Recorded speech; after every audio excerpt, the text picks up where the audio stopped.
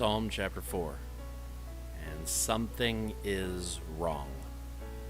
I can't say for certain what it is, but something is not right. Something has happened, something that has caused, for some, a crisis of faith.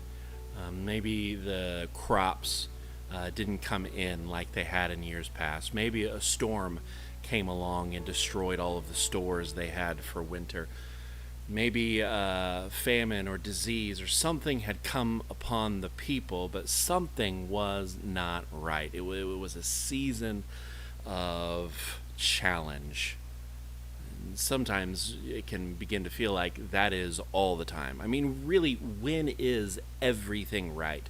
When is there not something that is causing problems? Something's that's just a little bit off in life. Maybe over the past year, it's been a whole lot of somethings.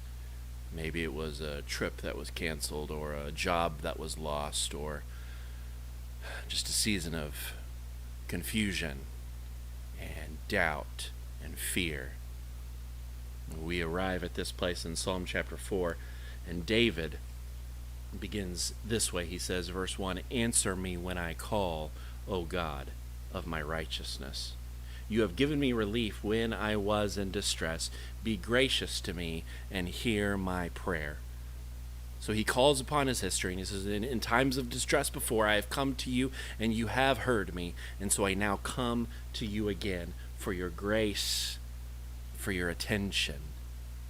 But then he turns away from God, away from this prayer, and he turns to those around him. He says, "O men, how long shall my honor be turned into shame? How long will you love vain words and seek after lies?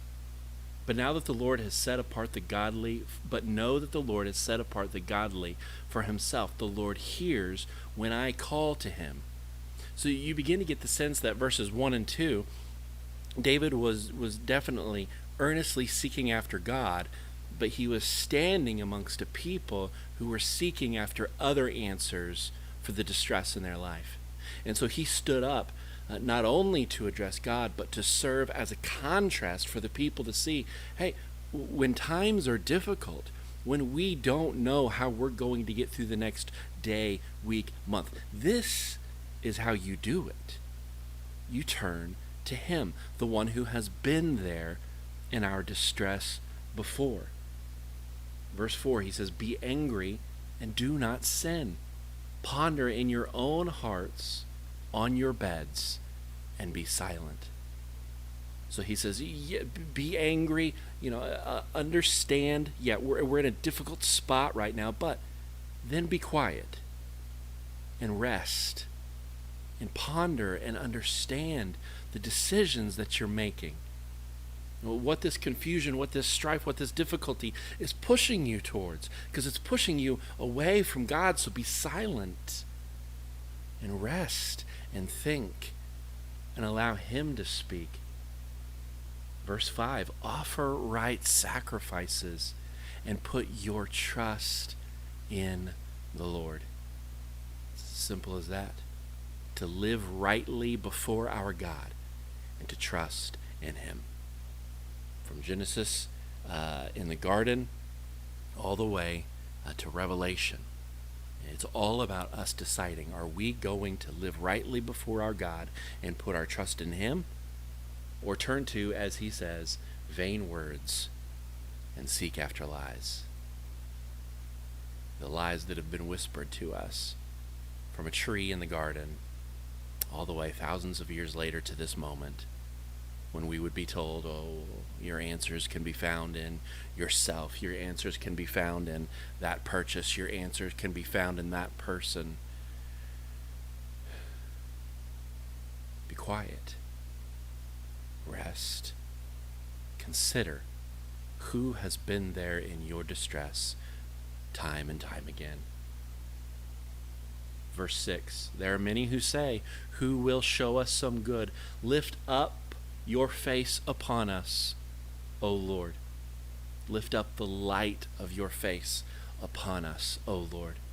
So he says, many of you are saying, like, who is going to be for us?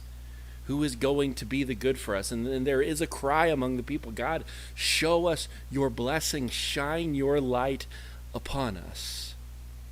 And this is where it all leads, verse 7 and 8. It's the whole chapter right here. You, speaking to God, have put more joy in my heart than when their grain and wine abound. In peace I will both lie down and sleep. For you alone, O Lord, make me dwell in safety. You have put more joy in my heart than when we had more grain and more wine than we knew what to do with. God, I don't need you to fill up my bank account. God, I don't need you to give me a new job. God, I don't need you to do this. God, I need you to be you. And I need to rest and trust in the joy that you would give in the midst of my suffering. Sometimes our God is faithful to remove us from the storm. Sometimes he sustains us through it. David here says that the joy that I find in him is worth more than all of the things that I could ever pray for here on this earth. Because it's in him that I find safety. It's not in a free society. It's not in a strong military. It's not in a good job and in a sound retirement plan. You alone, O Lord, make me dwell in safety. And so tonight, this morning, this afternoon, whenever you're coming across this, you find yourself in a place where you're being tempted and leaning towards the lies that the world has been whispering for a millennium. You're finding yourself being challenged in your faith, and you're crying out, God, show me something good. Be quiet.